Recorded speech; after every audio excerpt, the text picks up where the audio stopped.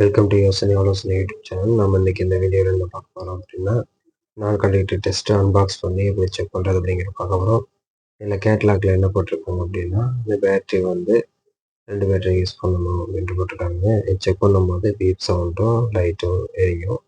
இது வந்து 90 வோல்ட்லேருந்து 220 வோல்ட் வரைக்கும் நம்ம செக் பண்ணிக்கலாம் அப்படின்னு போட்டிருக்காங்க. இதை நம்ம கழட்டி பேட்டரி போட போகிறோம். அது மட்டும் இல்லாமல் இது 6 மணி நேரம் அந்த பேட்டரி உழைக்கும். அதுக்கப்புறம் அதை ரீப்ளேஸ் பண்ணணும் அப்படின்னு சொல்லிட்டு அவங்க கேட்லாக்ல சொல்லியிருப்பாங்க. இது ப்ளஸ்ஸு, பேக் சைடு மைனஸ்ஸு. இந்த ஒரு பேட்டரி AAA பேட்டரி, ஒரு பேட்டரிக்கு வந்து 1.5 வோல்ட் இருக்கும். மொத்தம் ரெண்டும் சேர்த்தோம்னா 3 வோல்ட்டு இருக்கும்.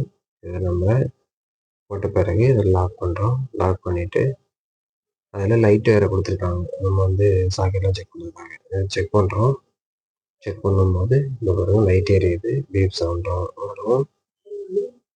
லைட் எரியும். இண்டக்ஷன் லைட்டாக வந்தால் கூட இது வந்து லைட் எரியும், சவுண்டு வரக்கூடியதாக இருக்கும். பார்த்தீங்கன்னா அது இந்த போர்டில் ஃபுல்லாக வருது பாருங்கள்.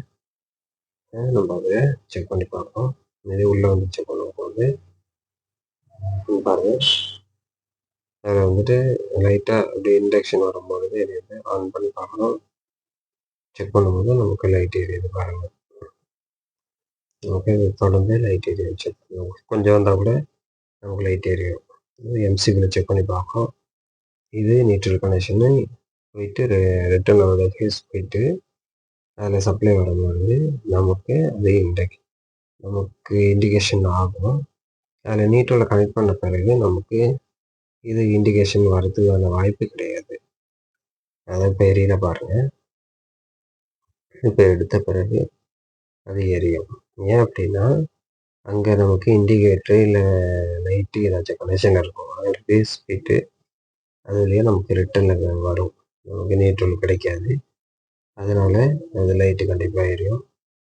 இந்த டெஸ்ட்டில் என்னென்னா லைட்டாக இண்டக்ஷன் வந்தால் கூட எரியும். ஏன் அந்த புரியல, அந்த வேவ்ஸ் வச்சு எரியுது. இது நம்ம கேபிளை செக் பண்ணுறோம். அதில் பவர் வருதா என்னன்ட்டு நம்ம பார்க்குறோம். அப்படின்னா இதில் இந்த கேபிள் வந்து லைன் உள்ள டேமேஜாக இருக்குது.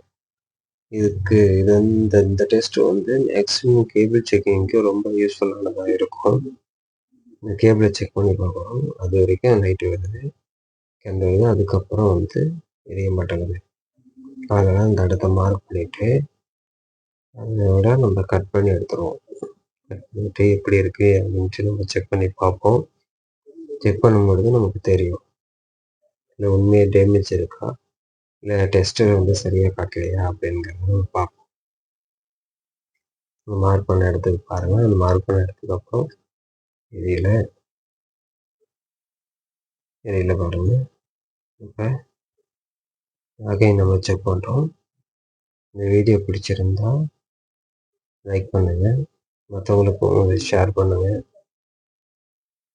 ஏதாச்சும் கேட்கவோ இல்லை சொல்ல விரும்பினா நீங்கள் கமெண்ட் பண்ணுங்கள். மறக்காமல் நம்ம வீடியோவை சப்ஸ்கிரைப் பண்ணுங்கள். இப்போ கட் பண்ணி எடுத்துட்டோம். கட் பண்ணி இந்த ஒயரை எடுத்துக்கி தூரம் போட்டு செக் பண்ணி பார்க்குறோம். ஃபுல்லாக வருது பாருங்கள். அந்த ஏஜில் நம்ம கனெக்ட் பண்ணி வச்சுருக்கோம்.